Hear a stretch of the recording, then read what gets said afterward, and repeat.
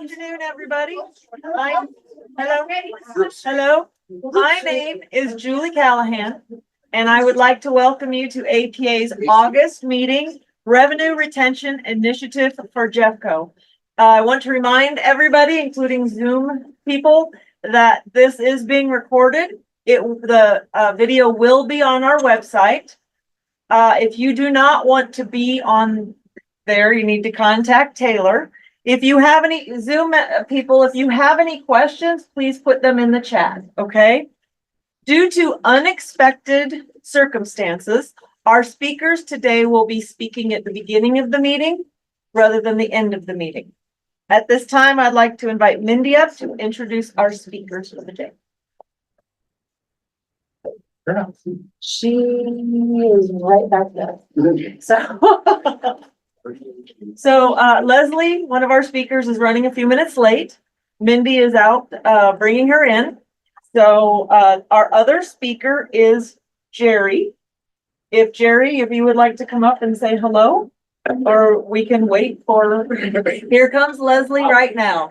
So again, I would like to invite Mindy up, who will introduce our speakers. Thank you.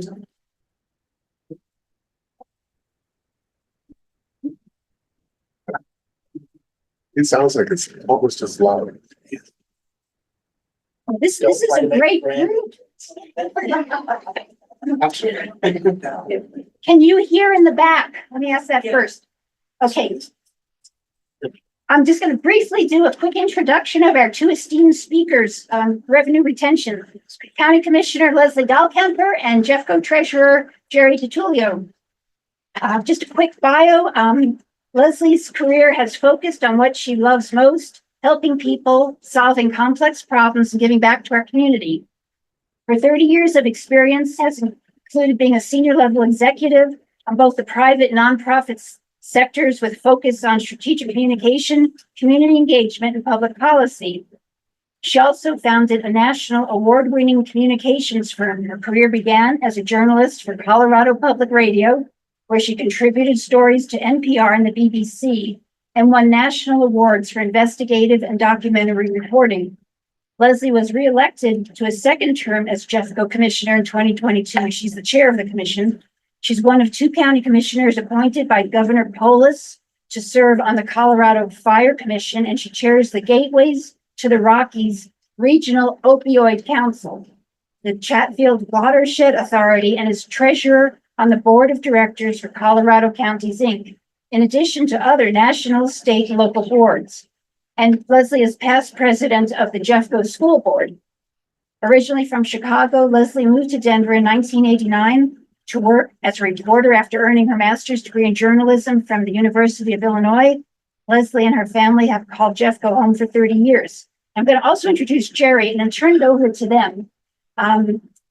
Jerry is our Jeffco treasurer, and he has instituted programs and pushed legislation at the Capitol to assist property owners in paying their property taxes, and has worked to ensure financial transparency and invest tax dollars wisely. He's also a board member of the Colorado Retirement Association and a board member of the Colorado Surplus Asset Fund Trust.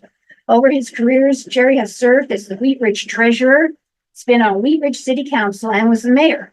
With a master's degree in business administration and education, Jerry has been a special education teacher, a small business owner, a software developer, and a personal and small business banker. And he's also running for state treasurer. So you will see Jerry's name on the ballot in November. And we don't have enough handouts. I apologize, but we will be making things available on our website eventually as well. And there's a few typos, so please don't Xerox these and share them till we get them in perfect form. And I'm going to turn it over, and then we'll have time for questions and answers, I think, at the end. But again, you do need to speak loudly and come up near to the owl if you do want to speak. Thank you. Great. Well, thank you so much, Mindy, for that great introduction. Really appreciate it. It's so wonderful to be here with APA and see so many friends and some new friends as well. I love working with our treasurer, Jerry DiTullio. I'm Leslie Dahlkemper. I'm one of 3 county commissioners serving on your board of county commissioners. I work alongside with Commissioner Andy Kerr and Commissioner Kraft-Tharp. And the Board of County Commissioners on July 8th unanimously approved placing a question on the ballot for Jefferson County voters on whether we should be able to retain revenue that is above our spending limits, also known as the Tabor cap. I know this group is very familiar with this issue, but we also thought it was really important. Well, let me back up one quick moment. Any guesses? Some of you may know the answer to this already. Any guesses on how much money Jefferson County is poised to refund this fall? Anyone have a guess of what that total amount is? You could throw out any number. 30 million. Okay, see, Evie knew the number. All right. Jeez, I knew it. Evie's always on top of everything. Thank you, Evie. Evie is absolutely right. Right? Yes. You're surprised? Yeah, no, you're absolutely right. Now, how many of you remember getting your Tabor refund check in the mail in November-ish, October-ish or so? Okay, and as you know, the amount of that check has varied widely. But if you average the couple of years that we have sent the check out to taxpayers, it averages about $22 a check. $22 a check is the average. Think about what we could do as a county with that $30 million if we could reinvest it in fixing potholes, fixing our roads, ensuring our bridges are safe. And let's talk for a moment about wildfire. I just came from the evacuation center at Dakota Ridge High School. We have more than 500 evacuees who are coming to the center. And today they got their credentials to re-enter their homes when the sheriff, our wonderful sheriff, Reggie Marinelli, and firefighters deem that it is safe to do so. These people have been through so much, and our firefighters are working incredibly hard, risking their lives. We've got sprained ankles. We've got heat exhaustion among firefighters. Jerry, your son is on the front lines too. Jerry and Julie, I should say, my apologies, of course. And they're working against very difficult, steep terrain, but they're out there working hard. That 30 million could also be reinvested in reducing wildfire risk. We are the number 3 state in the country for wildfire risk. Jefferson County ranks number 1 in the state for risk, property loss due to wildfire. I mention all of that to connect the dots because this ballot question would also allow Jefferson County not only to retain the revenue above the cap that we're already authorized to collect, we just return it to you in the form of a check every in the fall. It would also alleviate the cap on state grants. So for example, when we accept a state grant, we have to count those dollars against our budget. Here's a really good example that Commissioner Kerr uses often, and I appreciate it because it focuses on wildfire issues. The state had $1 million grant to help with wildfire mitigation. Jefferson County couldn't accept that grant because it was already pushing up against our Tabor cap and it would put us over. If we had accepted the grant, we'd have to pull $1 million out of another budget in what's called our general revenue fund. Maybe it was money for roads. Maybe it was money that helps with fair and free elections. Maybe it was dollars coming out of the treasurer's office. So we have to think through those issues. Here's another unbelievable component of all this. Jeffco is one of only a small handful of counties that cannot retain revenue that we already collect. Weld County is another one. Arapahoe County is also looking at a potential ballot question this fall.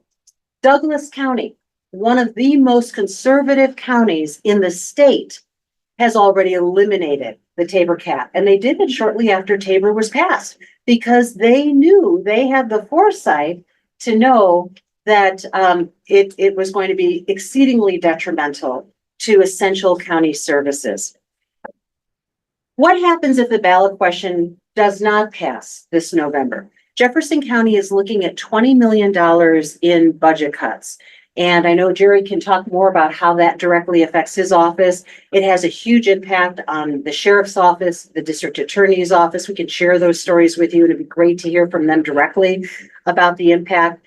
So those are issues that we're working on as a Board of County Commissioners. And we in fact started our work on the budget earlier than normal this year, working with Jerry and other county electeds, department heads, to say we're looking at potentially 12% in budget cuts. 12%. Give us your best thinking about areas that you want to prioritize and areas you can cut. We were able to find some additional savings. Some of it is one-time savings, so it won't be available next year. And now we're in roughly, not much better, roughly the 10% range in budget cuts. But we've got to cut around $20 million.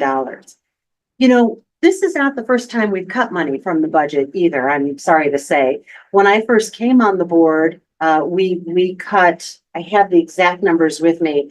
We had 2 years of budget reductions. 1 year was about 7 million and another year was roughly 14, 15. Yeah, 16 million. It's always good when you have the treasurer right by your side as you're talking about money affecting the county. It's always a plus. So we want to be very strategic and thoughtful, working arm in arm with Jerry and other county electeds and department heads as we make these decisions, because we want to do everything we can to protect the services that you rely on, especially those essential services. A yes vote on this ballot question catches Jeffco up with the majority of other counties across the state. It allows us to ensure that the quality of life that we've come to expect, that we want in Jefferson County continues, that we can focus on wildfire risk reduction, we can focus on mental health, we can focus on crime prevention. One quick closing comment, the ballot question itself requires that the $30 million that we would retain this year, and it's in perpetuity, there's not a sunset, it's in perpetuity, but the $30 million, any dollars we collect and retain can be spent in only 2 areas. One is roads and transportation, potholes, culverts, bridges, those kinds of infrastructure issues. And then the second area is public safety. And public safety includes crime prevention, wildfire risk reduction and mitigation, flood mitigation, which often follows a major wildfire, mental health and addiction awareness. So those are the 2 categories. And then the other issue that was very important to us as a board is that there's transparency and there's accountability. So we audit, we will, if the measure is approved by voters, and we hope that it will be, we will ensure that every year we audit those additional funds and how they're spent to ensure that they're spent in those 2 categories. So we felt that was important. That in a nutshell is the ballot question, how the dollars would be spent, what happens if the ballot question does not pass, and what we're facing in terms of potential budget reductions, and also how it affects our ability to collect state grants that many other counties are using to help ensure a strong quality of life for their residents. We want to be able to do the same thing here in Jefferson County. I'm going to stop there. So it's another probably last time. Evie. So you talked about grants and you talked about spending money on things. So would it all be grant money that you could get to spend, or would some of it be a direct expense? The state grants that come in, we're talking about, those state grants, we can now come into the county and we don't have to give second thought to whether we're getting close to our Tabor cap. We can't accept that state grant for mental health services. We can't accept that state grant to help fix potholes. We can't accept that state grant to lower wildfire risk. Now we're free to bring those dollars in to address issues facing the county. If So the ballot there's not question a cap passes. There's not a cap on how much grant money you can get, Correct. but in addition, you don't have to rebate Correct. extra money.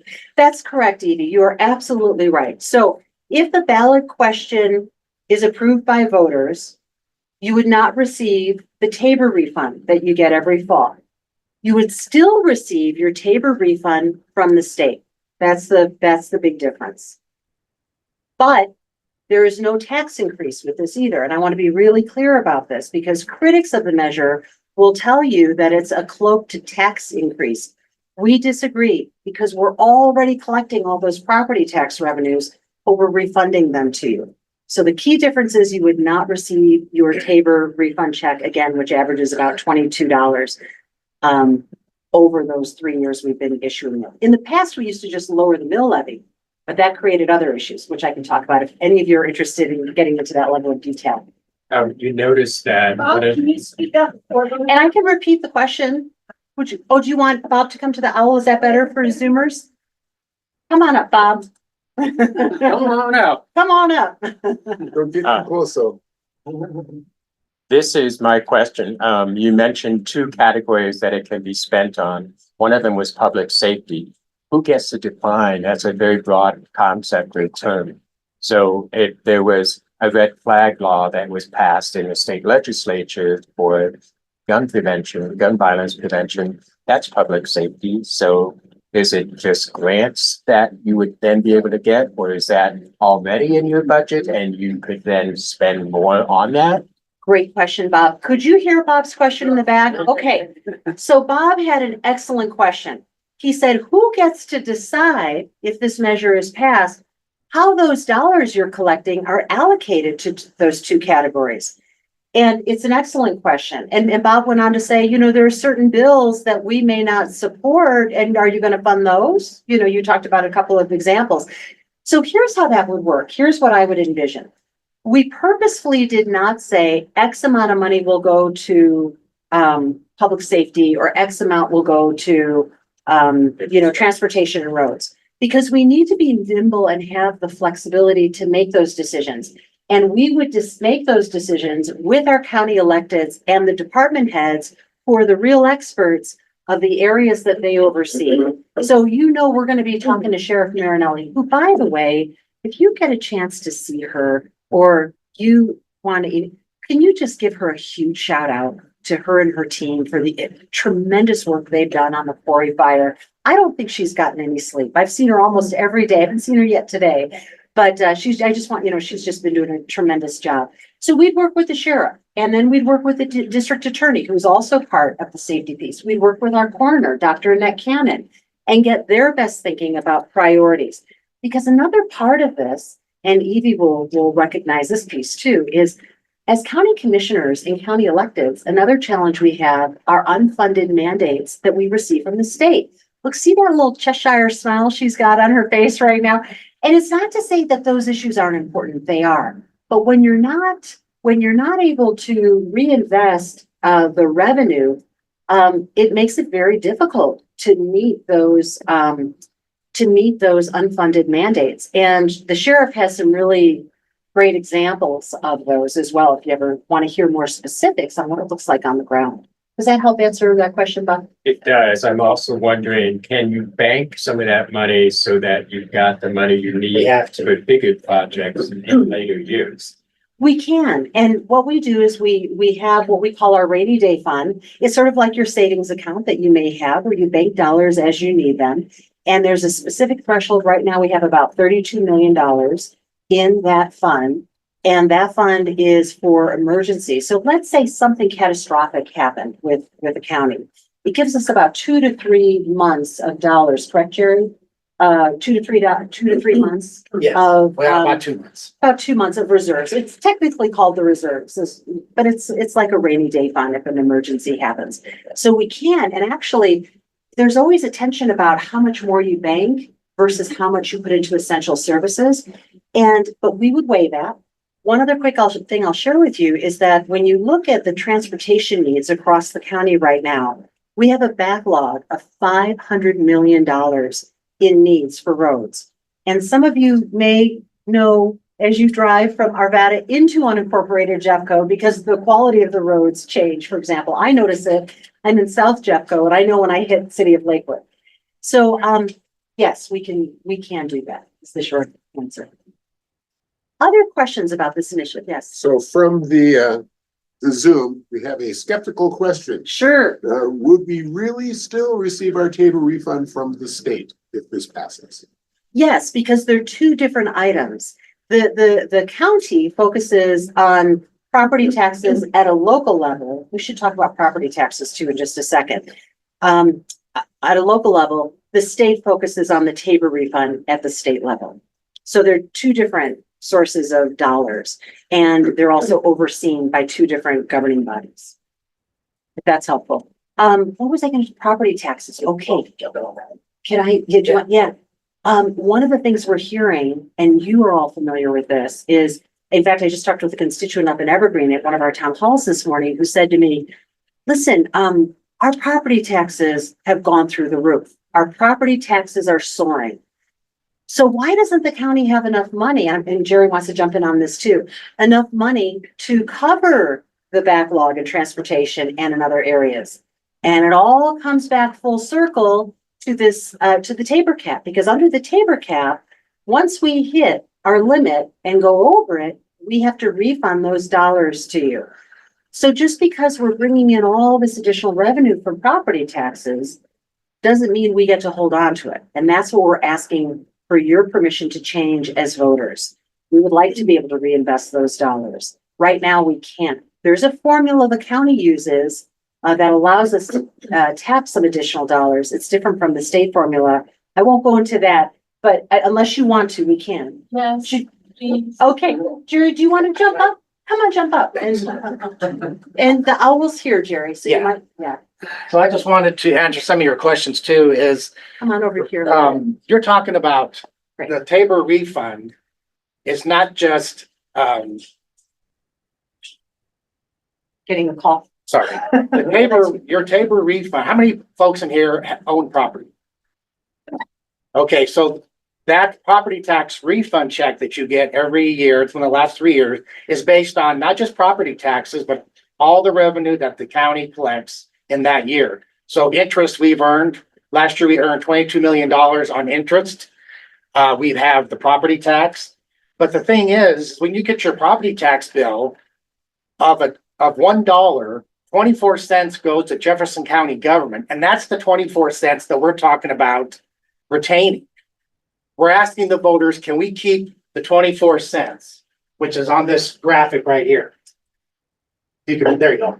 The county is 24 cents of your whole property tax, $1. 24 cents is what goes to Jefferson County government, not the school district, not the special districts. It's just Jefferson County. So if you as a voter say yes, then you're saying, yes, Jefferson County, you can keep my full 24 cents per dollar. That's where it goes. And like Leslie mentioned, the opposition is saying this is a tax increase. Well, it's not a tax increase. And here's how I can tell you that. There's no mill levy increase for Jefferson County. There's no tax increase for Jefferson County government. But where else can you go? Let's say you buy a product or a service in full, you pay the vendor in full. And then a year later, you go back to the vendor and say, I'd like to have some of my money back. Back up. You'd say, how much of my money can I have some of that money back? That's what's happening in Jefferson County with Tabor. You're paying your taxes and your fees and your interest. What? We're gonna, you gotta be on camera, All right. okay? They gotta see your face there, so. All right, let me regroup here. He's on the roll, that's the. 24 cents of the dollar goes to Jefferson County government. Of that 24 cents, we're asking to keep that. But what I was trying to say is, if you're going to a vendor and buying a product or service and you pay in full, like you're paying your taxes in full, your fees in full, and then about 6 months later, you say, well, I want some of that back. That's what Tabor is doing at Jefferson County. And so, Leslie's been talking about the fires, and our budget this year is not necessarily set for emergency. So let me read to you an email I got today from Budget and Finance. I had to work on this with Budget and Finance. Basically, it says, hi, Jerry and Mark. Mark's my finance officer. Sorry to bug you on the weekend, but it looks like our P cards are near capacity and we need to make a payment by Monday. The increase is due to all the fire-related purchases. Now, that fire is only 10% controlled right now, right? Correct. The ACH that we had to get ready and send out today was for $652,000 for the P cards. So this is gonna go on for a while. As long as that fire is going, we're dipping into money in the county that we may have to find the other money to give back in October. So that's my point, is that if you allow us to keep the full 24 cents, it's not a tax increase, we've already collected it. And it's not just property taxes, it's fees and other taxes that you would pay in the city or the county of Jefferson County, like a building permit or the interest we earn. That money would be able to be banked for emergencies, for road and bridge, like it says in the ballot question, public safety, wildfires, the sheriff's office. And in that ballot question, it also says kind of go to your question, there's a citizen committee that will be created by the county commissioners and they will monitor where that money goes. So that it's making sure that's going towards public safety and road and bridge. So I kind of rattled off a lot there real quick, but what's frustrating for me as your county treasurer is that we're chartered to invest your tax dollars to earn interest on it, the money that hasn't been spent yet, and earn the highest interest possible, and we're doing that. But then, last year was $23 million because of all the high interest rates on the feds. But then I turn around and tell the commissioners that they have to return some of that money to you. So, you know, the thing is, the only people that get the refund check is property owners. If you rent and you live in Jeffco, you don't get any refund. Excel Energy got $500,000 last year because they have the most property and they pay the most on all their property. So you got your $22 check on the average. Excel got a $500,000 check. So I would rather see us keep that and spend the money on people rather than corporations. And that's a lot of money. So the year before they got $44,000. It went up exponentially every year because the refund went up every year. It's going to go down a little bit this year because last year we sent out about 235,000 checks and it was about 40 million we refunded. This year it's going to be about 30 million, as Edie said, if the ballot question doesn't pass. So it's frustrating to be in this situation for the last five and a half years. Yes. So I am new to Colorado, so new to Tabor. And one of the things that I'm confused about, is it an arbitrary cap? No, what happens is Tabor was passed in 1992 by the voters, which said there's a formula, and maybe Leslie could talk about it, but it's a growth and inflation, and you're able to grow to a certain point. But the inflation factor, like for example, in an emergency like we've had with the fire, that's not taken into account. And the problem is, if we could have accepted that $1 million grant from the state on wildfires just recently, this email wouldn't bother me because we'd have $1 million from the state for wildfire mitigation. But now we have $652,000 that we had to ACH out to our P cards, our credit cards. So that's the sheriff and probably Public Works and everybody else who's spending money to take care of this fire in Jefferson County. So Tabor has the arbitrary value amount, and it goes up when inflation goes up. But like Leslie said, if you send out the mill levy, lower the mill levy, it ratchets it down so you can't collect much next year. And then my other question is, you had mentioned less than 12% of a cut. Yes. And that is in conjunction with this formula. So we have this formula. Oh, we served it, Right. And you don't pass this, then how does the 12% come into play? Sure, absolutely. It's a great question. It's like you need a flow chart to keep all this straight. And I know we're sharing so many different numbers with you, but the 12% number comes back to how much we need to cut from the general revenue fund. And that's the budget that we use for everyday operations for the county. That's Jerry's office, it's public safety, the sheriff, the coroner, the district attorney, it's elections, county commissioner, it's our assessor, Scott Kiersgaard. It is the nuts and bolts day-to-day work of the county. Those dollars come out of our general revenue fund. We need to make approximately $20 million in cuts. That's about 12% of that general revenue fund that we're targeting. It's a little less than that. We think we can come in now around 10%, fingers crossed. But here's the other challenge as an elected official that we run up against. The district attorney has important needs.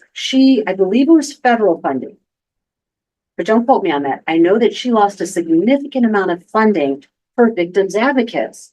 Guess who is at the evacuation center working with evacuees who have been away from their home? Luckily, some of their pets are with them, who are under incredible amounts of stress. Those victim advocates are holding them up and being supportive of them. But those dollars go away. We can't backfill them because we can't even retain the revenue above that special cap. So we can take in some more of that revenue if inflation goes up and we see an increase in new construction. That's the formula for counties. It's different, slightly different formula for the state. So that's where the 10% comes into play with the general revenue fund cuts totaling 20 million for next year. Should we go? We'll go here, and then Edie. Can you fill us in at all about, how you made the decisions about what categories you would fund if you're able to retain funds? Yes. Repeat the question, please. You bet. So the question that was just asked is, how did the Board of County Commissioners make the decision to fund public safety and to fund transportation? It's an excellent question, and thank you for that. The way that we did it is we worked with a firm that did extensive quantitative and qualitative research. So they talked with they held focus groups across the county. They did one-on-one interviews with individuals across the county from different stakeholder groups, business, faith-based, nonprofit, human services, you name it. There were also some, the focus groups did a deeper dive. And then there was the quantitative data, which was actual polling. So once we gathered this information from the focus groups and the interviews, we then used that to do a more in-depth poll.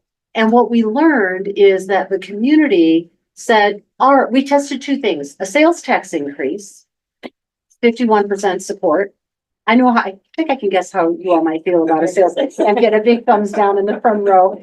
And then the other funding mechanism we tested was the revenue retention component. And that received 56% support. Personally, would have liked to have seen that number a little bit higher, but 56% support for revenue retention. And then there was support for those two areas in particular. And then I gave some examples that fall under each of those areas. There was also support, and we have support. I mean, that's the other important thing. It wasn't done in a vacuum, but the community input about priorities for essential services was very important to the decision that we made in terms of how those dollars would be used. But it's also working with Jerry and other county Well, levels. yeah, think about it. What affects you the most? Public safety, day to day, especially nowadays, and the roads you drive. So those are the two things that are most important that people talk about, that we get calls about, well, I don't know, but potholes and, snow I can send you removal. some calls. Yeah, thank you. And that's why it frustrates me, because everybody got a $22 check. Only if you're a property owner. If you're a renter, that money went to your landlord. And I don't think they lowered your rent by $22. And the thing is Excel got a chunk of money, $500,000 last year. And that could have been used for fix a lot of pockets. So, young families if they're renting, they're not seeing the benefit of a refund. And seniors aren't if they're living in a place where they rent and their rents aren't going down. In fact, they're probably going up based on everything else that's going on. But remember, that refund is based on all things. It's revenue from fees, sales tax, if we have any, property tax, interest earned. So really, when you get that check and it says a property tax refund, it's really a refund based on all the revenue. And just to clarify real quick too, any of you, I'll come to you and then I'll come back here to our Zoomers. The average Tabor refund check over the last couple of years is $22, but the amounts have varied from year to year. So at its lowest, it was maybe $4 to $8 that first year, give or take. The first year. $7.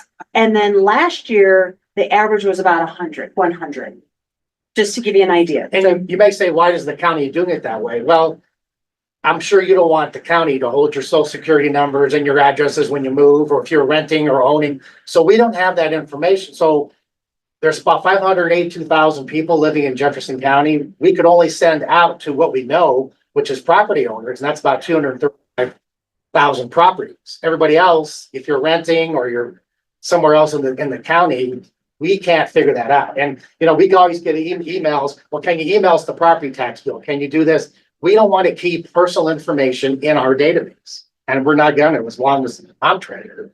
So it has to go out a certain way, and the commissioners and the county has decided the property tax refund is the closest that we could do. And when we lower the mill levy, remember you heard Jerry mention the R word. I hate this word, ratchet down, the RD word.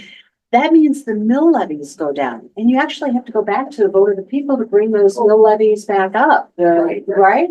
So it just takes us further and further down, which is why we changed and issue you a check. It costs us money to do that. It's about 200,000 or so. It might be a little more than that, 250. Let me go to Evie because I know we're getting tight on time. Go to Evie and then we'll go to our Zoomers. And I don't know if you want to go into this, but there is a ballot initiative.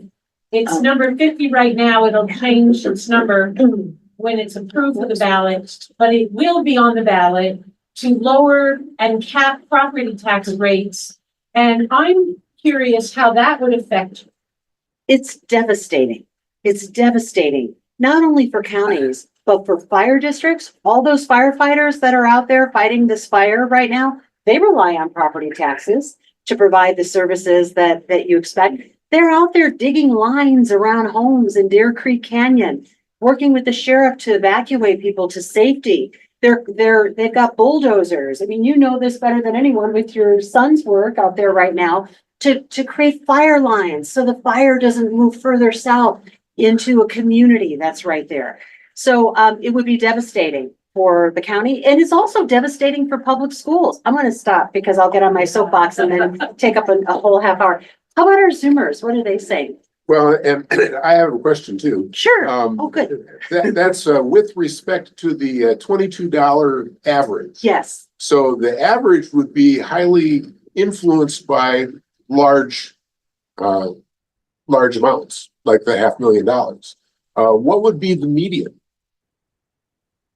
Well, That might be a more accurate number to, Well, the median was around 100. Yeah. Oh, you want to know what the median was versus the average for the checks? So $22, it's about 100 on the median. That's in the middle.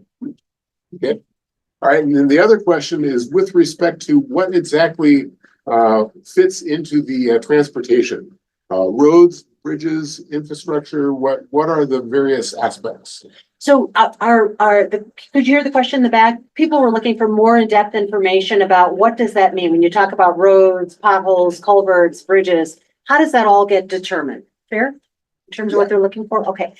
Our road and bridge team and so there's a transportation team, transportation engineering. They work closely with our road and bridge team. And together they use a system, which is really exciting to talk about. I will not do it today, but if you want the details, I can send it. But they have a very important set of criteria they use to determine what roads are fixed now versus later. And so we've had to push off projects for later. And we know what happens when you delay projects, costs go up. So you have higher costs and deferred maintenance.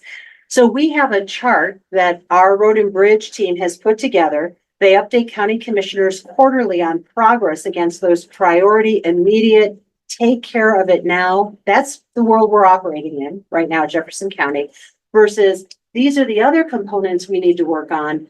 We have to push it out. We can push out. I will tell you that one of the number one, there's 2 or 3 common calls I get from my constituents. I represent the majority of unincorporated Jeffco, South Jeffco, and the foothills communities. Roads are the top issue. Roads and snow plowing. And we've had to change our snow plowing criteria again because of cost and the shortage of drivers. That's the other quick thing I'll mention. We lose a lot of really good people because other counties can pay $10,000, $20,000, $30,000 more. So we become a training ground. That also adds us more money. And our people who work for Jefferson County are incredible. We don't want to lose any of them. And it costs us more money to constantly do this revolving door of training. I was just gonna say, if you take nothing from this today, I want everybody to understand that of the dollar of taxes you pay, we're only talking about that 24 cents, to keep the 24 cents. And if someone says to you it's a tax increase, ask them how that's a tax increase, because they feel that when you refund some of that money back, it's lowering the tax rate, but you've already paid it. So to say it's a tax increase, you've already paid the taxes. Now, in the ballot question, there's a committee that's gonna be able to review the spending every year. It's road and bridge, public safety, and for Jefferson County, that 24, Jefferson County cannot raise taxes or mill levies without a vote of the people.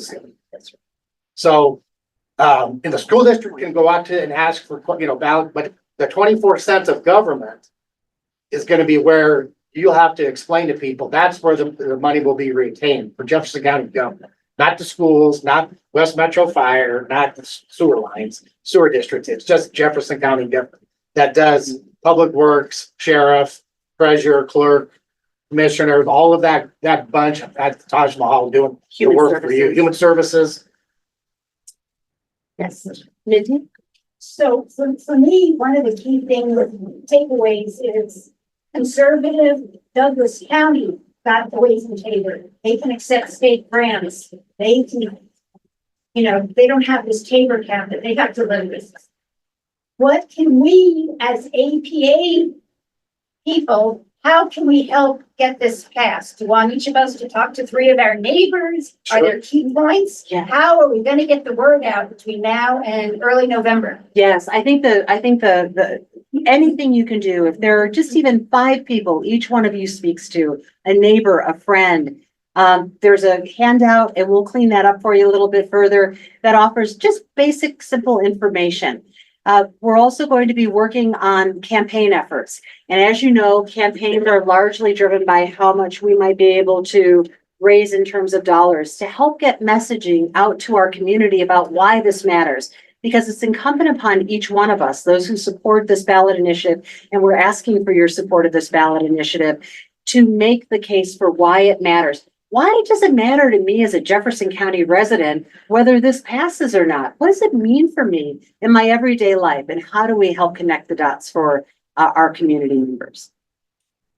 It seems to be, because my question was going to be about ballot issue number 50, which is an amendment to the Constitution that is asking people to vote to retain on the county level any funds. So you have to get our revenue retention passed in Jefferson County, but you've also got to defeat that amendment. Otherwise, whatever we did here to get our revenue retention passed will be negated. The way I read it anyway, would be negated by that constitutional amendment. Yeah, we have to retain what we have. And then 50 and I think it's 108, they're gonna be cutting back property taxes, but that doesn't include all the revenue that we generate besides property tax. Remember, we have interest, fees, some sales tax. So those won't be affected by 50 or 108, but like I said, we want to be able to retain the revenue, but it's not all property taxes. And your point is very well taken. I agree with you completely. 50 and 108, I am firmly against. And you may have heard too, that the legislature, the governor is considering, the governor specifically, because he's the only one who can call a special session, right, for a narrow, yes. You should all see Evie's face right now. So the governor is thinking about calling a special session to see if the legislature will approve a new proposal that the governor has been working on with other stakeholders who are behind 50 and 108. See if there's a compromise they can come up with. So we'll see more on that coming. Colorado County Zinc just had not quite an emergency meeting, but a quickly put together meeting on Friday afternoon so we could get our first glimpse of what the proposal might be in that special session. So we'll see what happens with that. There are a couple of other hands that were popping up. Yeah, how much of the revenue went back to individual homeowners and how much went back to like LLCs and investment corporations, stuff like that? Well, it was, if you own property, it was prorated, didn't matter. Well, yeah, So not now like an investment company that owns a bunch of. They did they pay taxes, so they're prorated back. So they're getting most of it. Well, they're- we can yeah. find out for you. I don't know if I know the percent. I used to know that percentage offhand, but I don't know it offhand. You're asking what percentage went to Well- residents and what went to businesses? Yeah, and then, Yeah. so some of these people don't even live in. Well, yeah, Jefferson just County. you gotta remember residential, the residential assessment rate was 7.2, commercial 29%. So they're paying more, so as you prorate it, they get more money back. That's why Excel got $500,000 and residential property is less, because the assessment rates are way higher for commercial. That's been like that for a long time. So yes, the more you pay on property taxes, the more you get, it's prorated. But if you rent or your landlord got the money, not you. Right, if you're rented. I'm gonna go right. You've been so patient. I have, one question is on the emergency fund. So when you put something into the emergency fund, is that considered spending in relation to the cap? Or if you take it out, is that, Tabor requires, Expend it? Tabor requires anybody that's under Tabor, 3% of your expenses to go into reserve. So we have Okay. 32 million, which is about 10%. Because our budget this year for the county is about 320 million. And that money is, when I got there, it was just kind of divvied up amongst the monies. I created the special fund called General Reserve, and then it's earning interest. So it started off at 32, now it's around 36% or 36 million. But that's for emergencies only. So I guess is the fire considered an emergency? If you take it Yes. out and spend it Well, and declare an emergency, is that's counted toward your tap? Yeah. Well, there are a couple quick, I'll just respond with just a brief Yeah. response. There are a couple of issues with that.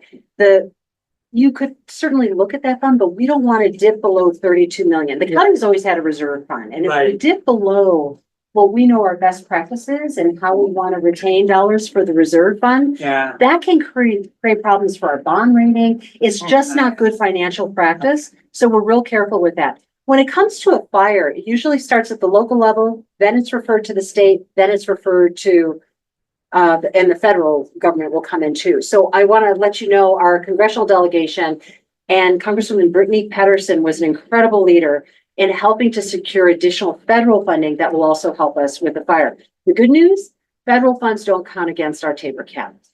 There was another hand right here and then we'll come back. Yeah, Go I had ahead. another question. Have you guys ever tried in the past to get rid of Tabor tax here? We have, This is the third time. yeah, and we're hoping, we're hoping a third time will be a charm. Yes, and in 29, here's the thing we have to remember. Mindy mentioned I used to serve on the school board. And even before that, and Jerry was too. She was my school board member. We were very much involved. Evie's been a part of this. Many of you have advocated for bond measures and mill levy increases to support our schools. It's very different at the county level. At the school level, you've got parents turning out, knocking on doors. You've got teachers, you've got paraprofessionals. You even have some of the older students as well. That's not the case at the county level, only because it's a different environment.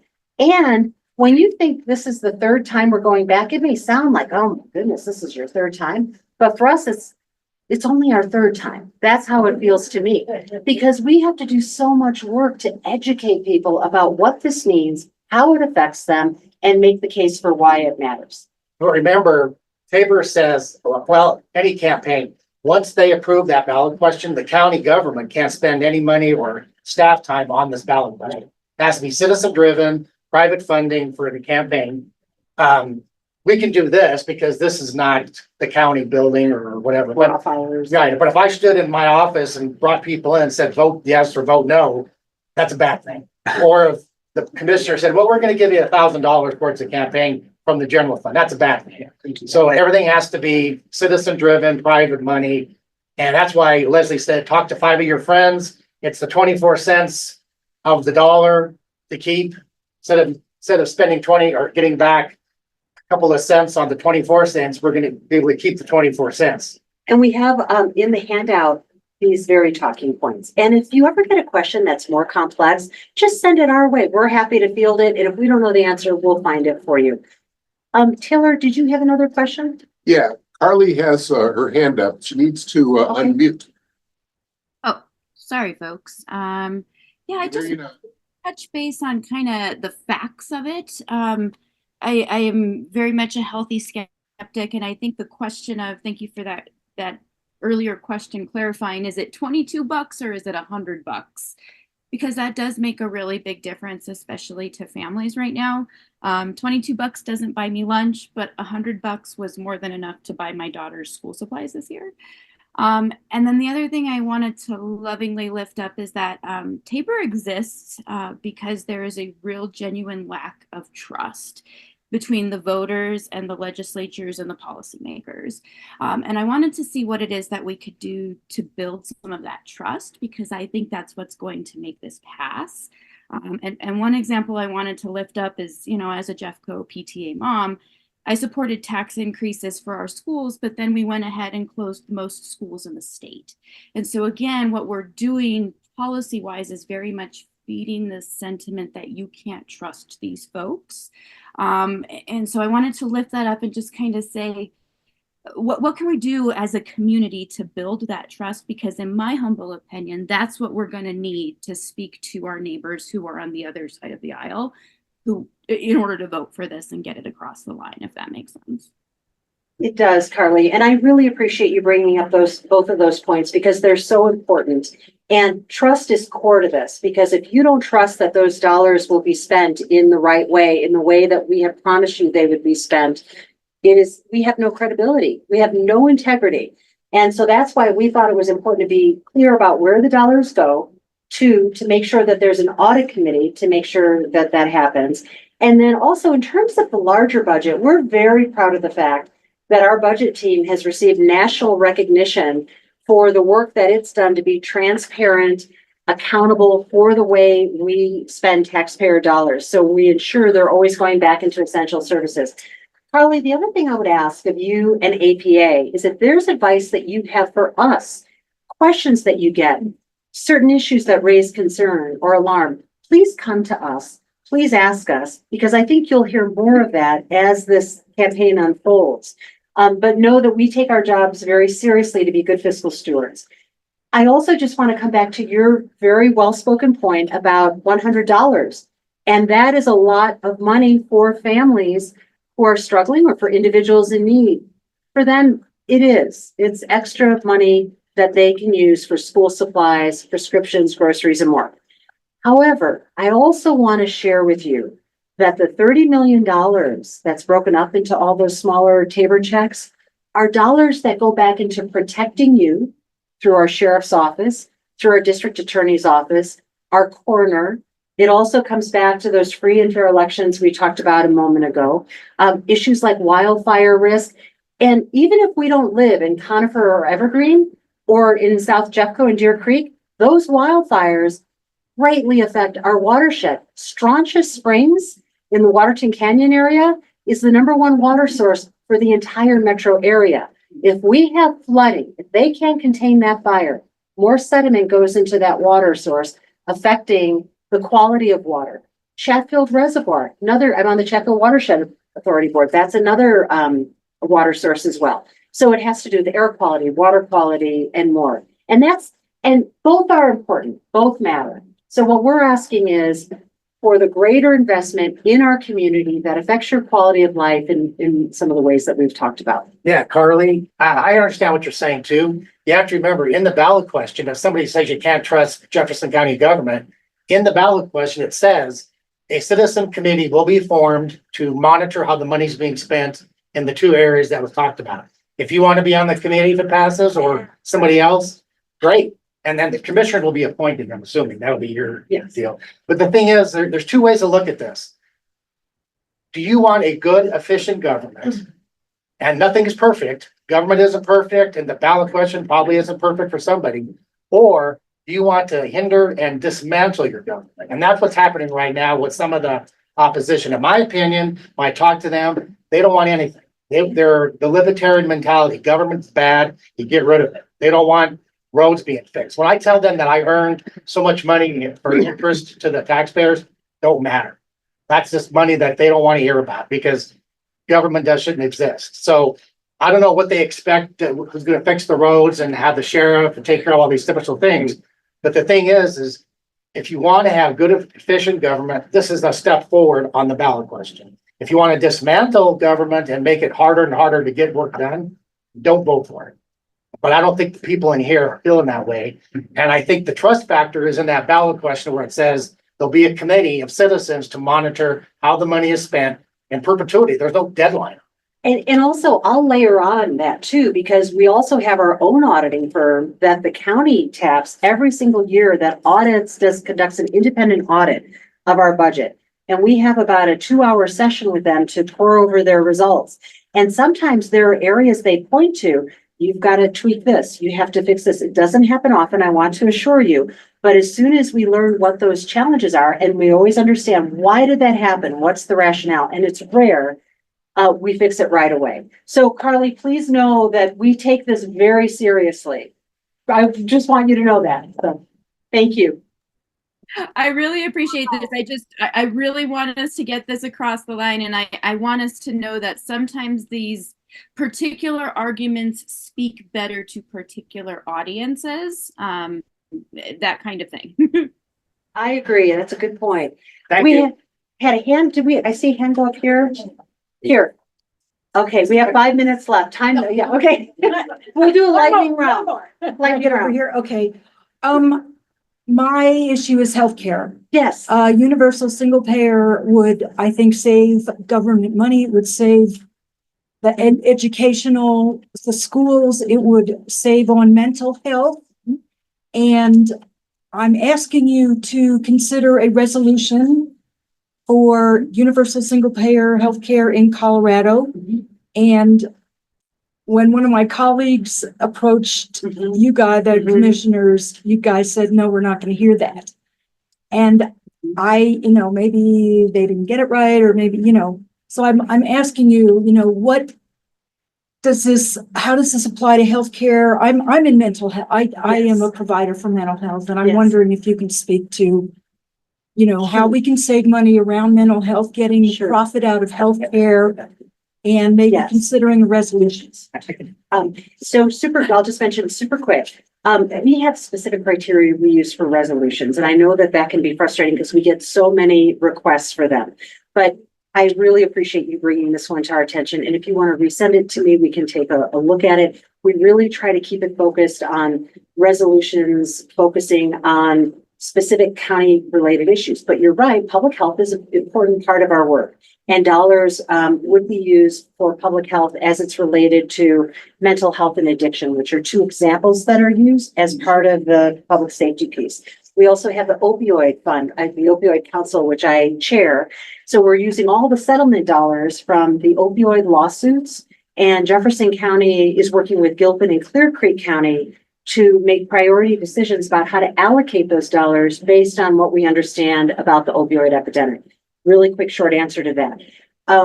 Did you want to add something? I was just gonna say, I don't vote, I'm not a commissioner like there, but if the money is available, they have a great partnership with Jefferson Center for Mental Health, and Yeah. Jefferson Center for Mental Health gets grant money from the county. And so that would be an opportunity for you could say, well, now that this is passed, can you allocate more funds to Jefferson Center for Mental Health, because they actually cover Jefferson County, Gilpin County, and Clerk. So that's how the money flows. If we have this extra dollars and it works with the criteria that's in the ballot question, which it would, it's public safety, mental health, that would be the next step. Other hands, there are more hands right in this area Well, that I popped don't up. want to be obnoxious, but please tell us what the property value would have been for those who got $100 rebate. Well, the average was the median was about $100, and that was about a $2,000 to $3,000 property tax bill. Yeah, but I mean, what was the value of that Just last property? Just last year when I'm trying to get an idea, like, if my property is worth X amount, I might have been that median $100. Oh, it was probably about 650. Yeah. $650,000. That was probably your average or your median of $100. Okay.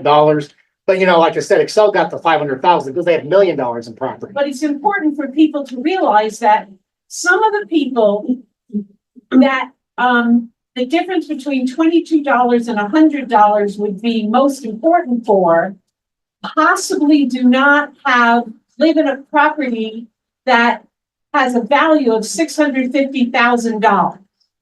I might be wrong, but I'm just guessing. Really good point, Evie. And we can confirm that $600 to $650 household income as well. That's what we're thinking it is, but we can double check. There was a hand that came up, and I'll come back. Oh, Bob, hold on, if you don't mind 1 second. We'll go here and then we'll go back to Bob. Sorry, his hand was up earlier. Thank you for your work. Much like for the infrastructure problems we have in America, the individuals that are affected most from the political viewpoint are in the county and city area. You're the ones who are taking the heat. There is a national program, a national infrastructure bank, which takes these issues off budget. And it ends up using modern monetary theory to have an off budget for the food, so we don't have these dilemmas. I have some information for you. I've been working with Brittany Pedersen in relation to it. She has not signed on to it. We'll be in Chicago in a couple of weeks with a committee that essentially promotes that issue. this is one of the solutions that I think we have in terms of getting this alcohol market. But what you have to remember, if we get extra money from that group and we still have Tabor, it counts towards the Tabor cap. I understand, but we need to know about it. Right. Yes, thank you. We'll grab that. Thank you for bringing that to our attention. We appreciate it very much. Up? When issues like this go on the ballot, traditionally, a lot of people see it at King Soopers on a petition where people are asking them to sign so that we'll get on the ballot. In this instance, the commissioners voted to put it on the ballot, and so that education opportunity was lost, or it hasn't happened yet. So without being able to spend any official dollars to promote this, how do you expect people to learn about this? You know, word of mouth between us, it's not enough of us to get that word out. There needs to be some institutional way to do it. You bet. So these are our next steps, and I won't go into specifics around campaign strategies per se, but I can speak more globally about it. So our next immediate step is to raise dollars to fund a campaign, hire a campaign consultant, form an issue committee with the Secretary of State. Working with the campaign consultant, we would then identify what strategies we can put in place to reach voters. Direct mail, digital, knocking on doors. I'll come back to knocking on doors real quick. And all the other campaign strategies you put in place. For a campaign in Jefferson County, a county of this size, we're looking at a lot of money. However, if we can look at different price points, what can we get for 30,000? What can we get for 75,000 and 100,000 or more? Then we can slot in the strategies. So that's just a quick synopsis of next steps. I also want to give a huge shout out to Catherine Wallace, whom I spoke with on the way over here today. Catherine is she's just a rock star. She's already on it. And the Jeffco Democrats will be stepping forward. They're going to be putting a piece together related to those awful ballot proposals you talked about, Joyce, as well as the county's ballot question. She's looking at printing 50,000. I checked with her to make sure it was okay to share all of this for door-to-door knocking. So it begins to come together using multiple layers and approaches. But please know we're on it, and it's just going to depend on how much we can raise. We're working on it, though. Great question. I noticed may have somebody. You're going to get the 5 minutes. I'm just gonna be, I noticed you probably see me winking at a certain person waving. That's my wife, Julie, so. We love Julie. No signals going on here.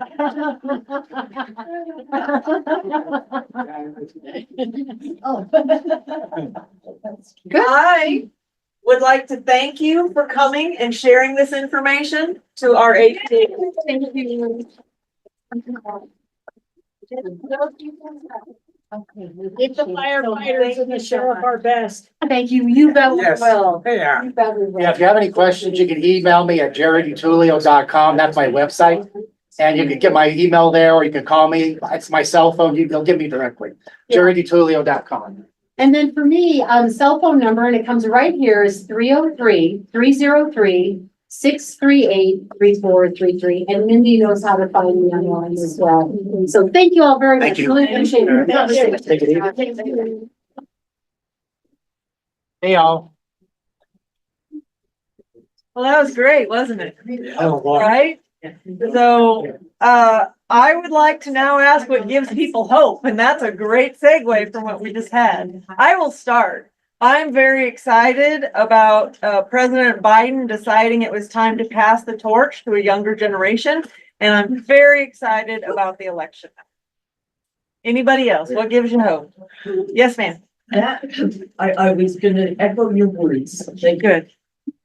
Okay, and even though that's happened, we also have things that keep us up at night. Does anyone have any thoughts on that? Yes. The Supreme Court. Yes, Project 2025. yeah, yeah, so, yeah, those are lots of things, Continued militarism right? in Gaza. Yeah, the whole Gaza, the world at war situation, those are all things that we can keep in mind while we're working for the next election. Are there any first-time attendees? would you like to stand up and say hello so we can welcome you? Sure. I'm Hannah Zoffel. I serve on the Arvada Parks Advisory Committee, and honestly, I just have interest in the community. We learned about APA actually at Arvada on tap. We were volunteering there. Oh, nice. So they asked us a few questions about like what was important to us, and we were aware, I'm aware at least of the survey that was performed earlier this year to determine like kind of our public's priorities with transportation and like public safety. So yeah, we're just here to learn more, really, to tell you the truth. Oh, well, So I'm just happy to be here. Yeah. So that's thank it. you for coming. Okay. Do we have any new members on Zoom who would like to introduce themselves? No? Okay. Thank you.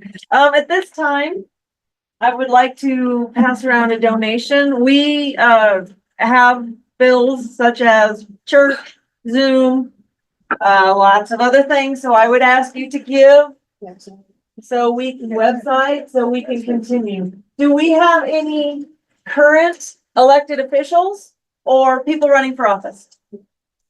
Okay, we do have a former elected official, which would be Senator Evie Hudak, who has asked for a few minutes to address us about some concerns she has.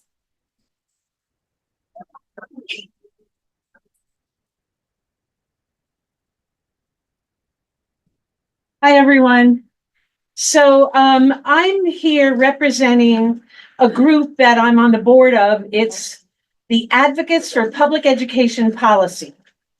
And it's a very progressive education group. And we're putting on a summit on August 24th, which we're calling Reclaiming Education as a Public Good. And we have some nationally recognized keynote speakers and expert panelists. And we are looking for organizations to be co-sponsors.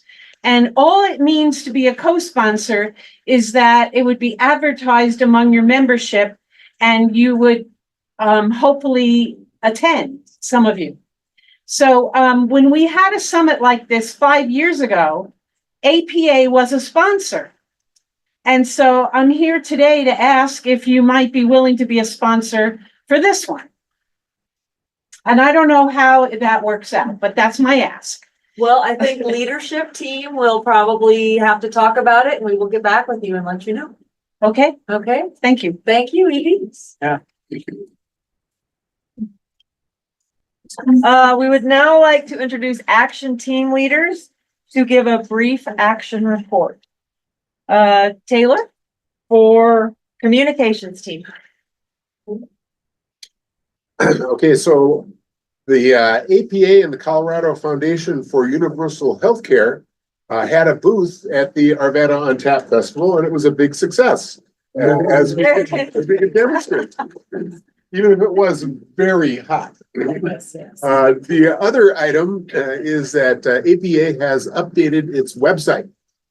It has the same structure as before, but you will find an updated homepage, team page content plus a slightly new look, and an events page that will always have the next meeting on it. We would also like to bring your attention to a 2024 election page. And you can find that by linking just to the initial page, go to the home page or the political action team page. And we'll have information about the Arvada and Jeffco candidates that are on the ballot. In addition, we are going to have a booth at the Arvada Days Festival. So Arvada Days is on August 24th, which sounds like a familiar date. It's on Saturday, the 24th. It'll be at the Clear Creek Valley Park. This is the park that is in the part of Arvada that is actually in Adams County. It's in between Sheridan and Tennyson. It's a really fun festival. We've been there before. If you have kids, it's great. They had a train ride. They have inflatables. There's a Nerf zone. For adults, there is a beer garden, live music, food trucks, craft vendors. We're going to be doing the same thing that we did before in conjunction with healthcare folks. If you want to come by and say hello, we'd like to welcome you. If you'd like to volunteer, we'd like to welcome you. That's communications. Thank you, Taylor. Bruce will talk about anti-war team.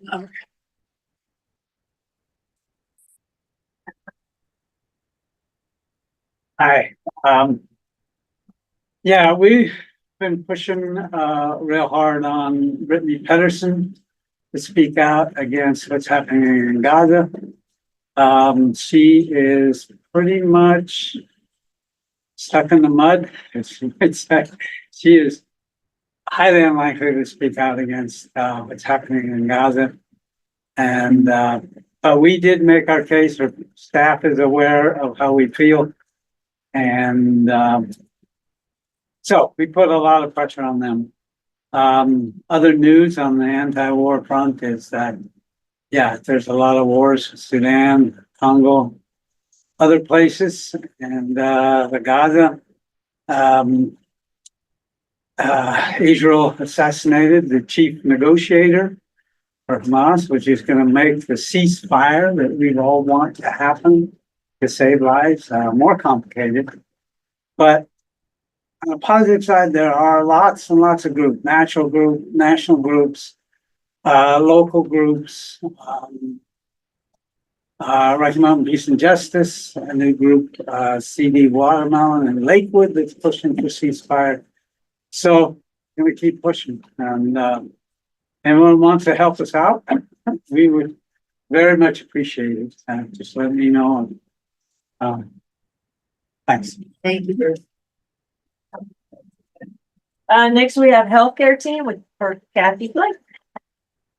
Thank you. Thank you. And I'm gonna speak up today. Usually people tell me I'm too quiet. Anyway, yeah, I'm Kathy Blake. I lead the healthcare action team. And our team advocates for a publicly financed, privately delivered universal healthcare system in Colorado and nationwide. So thank you for telling us all about the our VADA 2020 or our VADA days that's coming up, because we are partnering with the Colorado Coalition for Universal Healthcare. And so you've got all the information about that. We'd love to have some volunteers. We had a great time July 13th, and we had 9 volunteers and enjoyed that. It was hot, but we figured it out. Anyway, our next action team meeting will be on Zoom on Saturday, August 10th at 4 p.m. And we have the Democratic candidate for Colorado House District 24, Lisa Foray, is going to attend that one. So let's share your healthcare story with her about that. And we also met with Evie Hudak's group, the PTA, to see if they would join our coalition for universal healthcare. And that's how we're going to get it done, because we're getting lots of different groups, and to realize just how much it affects like everybody. Everybody's going to need healthcare. Everybody does need healthcare at one time or another. And how much time do we have? Oh, sorry, I wasn't trying You got about 30 seconds. Okay, so so I'm part of, APA is part of a coalition that we're getting a strategic plan. There's a draft out there and we're working on that. And how that's gonna be affecting people is it's gonna be financially accessible to everyone. Insurance coverage is not gonna be for profits. And it's going to be helping, getting the care we need for the money that we're spending, because our country is spending way too much money and not having poor outcomes as far as healthcare. So thanks a lot, and hope to see you on the 25th. Thank you. Climate action, Darlene. Thank you. So we're all feeling the impacts of global warming, and we've seen the impacts of wildfires in our area. we had in Denver the worst air quality in the US. Just a couple of weeks ago, I happened to be at Red Rocks for the first time with my wife enjoying a Norah Jones concert, but we couldn't see the stars because it was so hazy. So this is a global problem, but Arvada has a lot to do to show leadership and to inspire others to be able to follow our lead. Unfortunately, we've been stuck in the mud for about 12 years because our sustainability plan hasn't been updated since 2012, but that's about to change in November. November 18th is when we plan to have a climate action plan in front of City Council for their approval. And the climate action plan is being formed right now by the Arvada Sustainability Advisory Committee, which is a group of 15 volunteers that are involved with the focus group to provide input on the climate action plan. Just a couple of weeks ago, they got the vision statement approved in front of City Council. The vision statement is the City of Arvada is committed to advancing climate actions and sustainability. We will work to reduce greenhouse gas emissions, connect people and places, harmonize efforts to enhance quality of life and protect public health and the environment. We will act with urgency to ensure a resilient, just, and equitable community for current and future generations.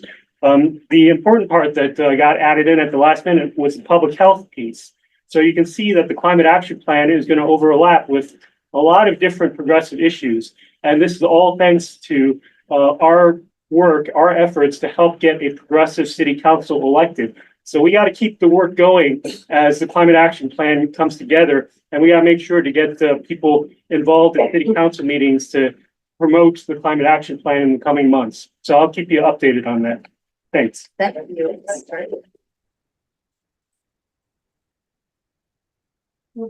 Next, we have affordable housing, Mindy. Well, to follow up on what Darlene said, it does make a big difference when we advocate and help get more progressive city council members. So on the housing side, we've also seen improvements. Those of you who have expressed an interest in affordable housing are tagged in our database. So we sent out an email with an update a few weeks ago, but just briefly, the City of Arvada did adopt a housing strategy, and it will focus on not just affordable housing, but also home ownership opportunities and trying to get more diversity of housing in Arvada. So everyone doesn't have $1 million single family home out west. You know, we need more diversity for people who work here, that they can live here. You know, my daughter was in a meeting and they asked Arvada employees, these are newer employees, managers, how many out of 20 people, how many people live in Arvada? 3 raised their hands. The others couldn't even afford to live here. That's honest to God. So that's one critical piece. The other is homelessness. The city just recently bought the closed Early College of Arvada. That's east of Sheridan and near 60th. So it's right by the G line stations, less than 2 streets away from the G line, the Gold Stripe station. So very close to mass transit and buses. And that the goal is to make that a navigation campus for those who are unhoused or on the brink of losing their housing. It would also have shelter, 24/7 year-round shelters, so that people don't have to be on the streets in North Jefferson County and South Adams County. So our city is working really hard with the other cities, Adams County, Jefferson County, trying to make this a reality. You know, the building spot, that has to be paid for, but then the ongoing operational costs. So they're reaching out to the faith communities, trying to get, faith communities, people talking to their congregations, how to help, trying to work with nonprofits to really help those who are unhoused. So if you didn't get the email and want to be listed for affordable housing in our database, please let me know. We don't have regular meetings unless there's something really important going on. Thank you.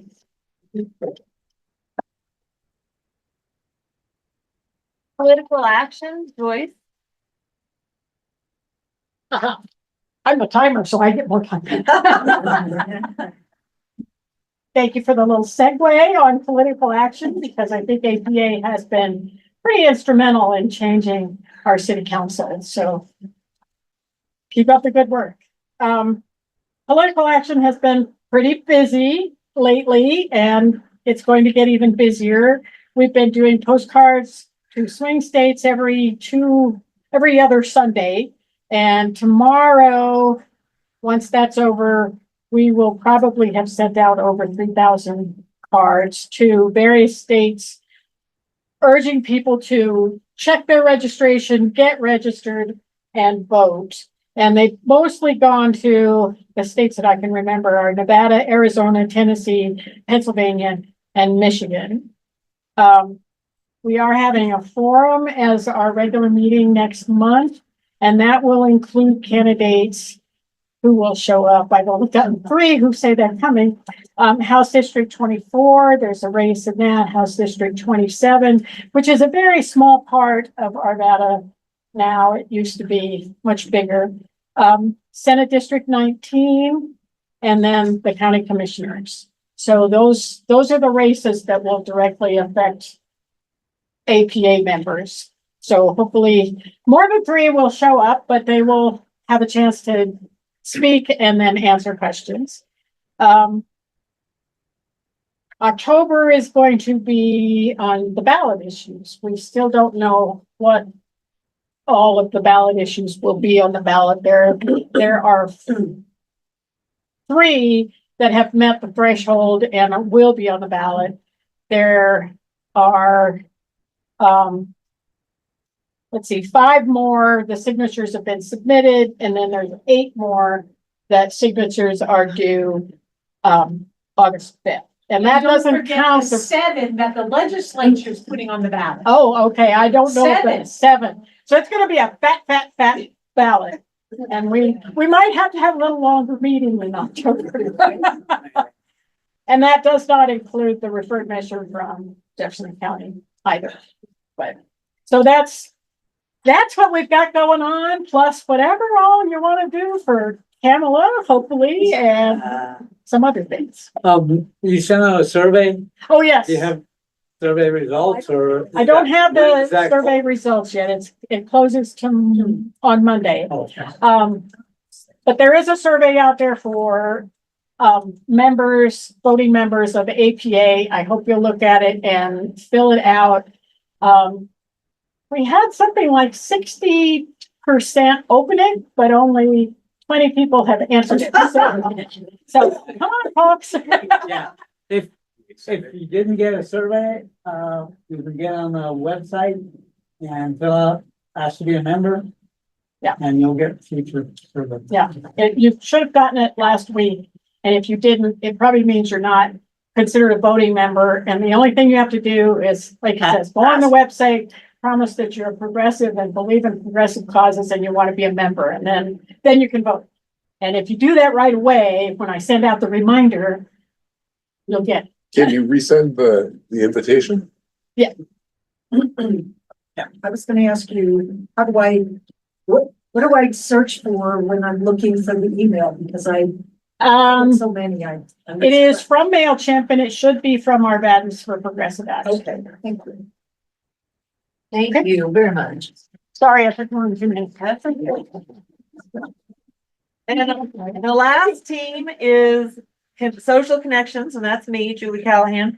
Normally, we try to have a book club once a month. I am putting that on hold until the election is over because I want everybody, I want to encourage everybody with your free time to be doing something for a cause that you believe in, a candidate you believe in. I can't tell you which one that is. I will just highly encourage you to get involved because on November 6th, we need to not say, gee, I wish I had. It needs to be, I'm glad I did. Okay, so after the election, we will announce a new book and we will go back to our happy monthly get together. Okay, our next meeting is going to be On a Sunday, That's right. September 8th, because we didn't want to interfere with our data days, not our data days. Harvest Festival. So it There will is a be. Bronco game that day, I'm just saying. Okay, Broncos. Okay, so just to reiterate, our next meeting will not be the first Saturday, it will be the first Sunday. Second Sunday, September 8th. Because, and we are having a forum, Correct. okay? And I hope everybody can come. and bring 5 friends. Right. Okay, thank you for coming.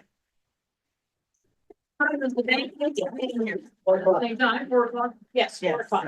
Okay, that was great. Thank you. We did it.